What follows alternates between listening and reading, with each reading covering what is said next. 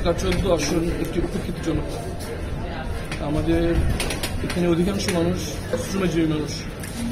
আমাদের প্রথম পরিকল্পনা হচ্ছে আমাদের এই শ্রমজীবী মানুষদেরকে চিকিৎসা সেবা নিশ্চিত করা।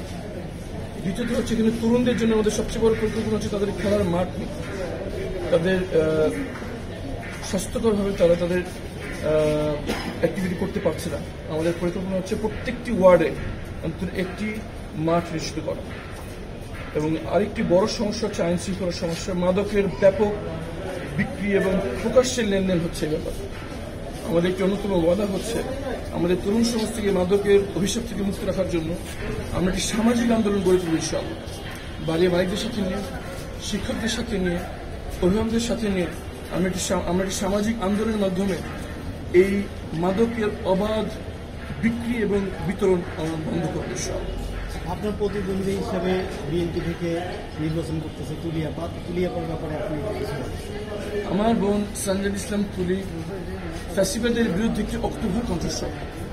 আমি বাংলাদেশ জাতীয়তাবাদী দলের ভারপ্রাপ্ত চেয়ারম্যান জনাব তারেক রহমানকে ধন্যবাদ জানাই। উনি গুমের ভুক্তভোগী পরিবারকে মূল্যায়ন করেছেন, কিন্তু সেই সাথে আমাদের আহ্বান থাকবে আমার বোন সানজাদ ইসলাম তুলি গুমের বিচারের ব্যাপারে যতক্ষণ আপোষহীন, বাংলাদেশ জাতীয়তাবাদী দল যেন ঠিক একইভাবে সে আপোষহীন অবস্থায় থাকে।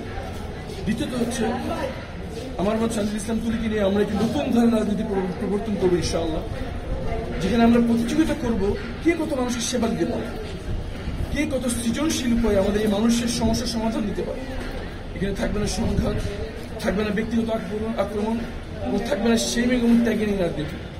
একটি পরিশুদ্ধ, সুস্থ, জনকল্যাণমূলক রাজনৈতিক ধারা আমরা দুজন মিলে প্রবর্তন করতে পারবো বলে আমার বিশ্বাস ইনশাআল্লাহ। জামাত ইসলামকে জনগণ কেন ভোট দিবে? এরা জনগণকে কি আশা দিতে চায়? সর্বপ্রথম হচ্ছে জামাত ইসলামী এই নির্বাচনে যেসব প্রার্থী থেকে বাছাই করেছে তারা অধিকাংশই তরুণ, অধিকাংশ উচ্চশিক্ষিত এবং তাদের নেতাকর্মী যারা মাঠে রয়েছেন তারা কেউ কোনো ধরনের চাঁদাবাজি, টেন্ডারবাজি, টেম্পো স্ট্যান্ড দখল, বাস স্ট্যান্ড দখলের মতো কোনো ধরনের অসামাজিক কার্যক্রমের সাথে যুক্ত নয়। জামাত ইসলামের নেতাকর্মীরা একমাত্র আল্লাহকে ছাড়া কাউকে ভয় পায় না এবং একমাত্র আল্লাহ ছাড়া কারো কাছে কিছু চায় না। তারা নিঃস্বার্থভাবে জনগণের কাছে ছিল যখন কোনো ইলেকশন ছিল না, এখন নির্বাচনের সময় জনগণের কাছে যাচ্ছে এবং নির্বাচনের ফলাফল যাই হোক জনগণের সেবার জন্য তারা জনগণের পাশে থাকবে ইনশাআল্লাহ। এই নিঃস্বার্থ আমাদের যে কার্যক্রম এটাই জনগণকে আমাদের কাছে আকৃষ্ট করবে বলে আমাদের বিশ্বাস ইনশাআল্লাহ।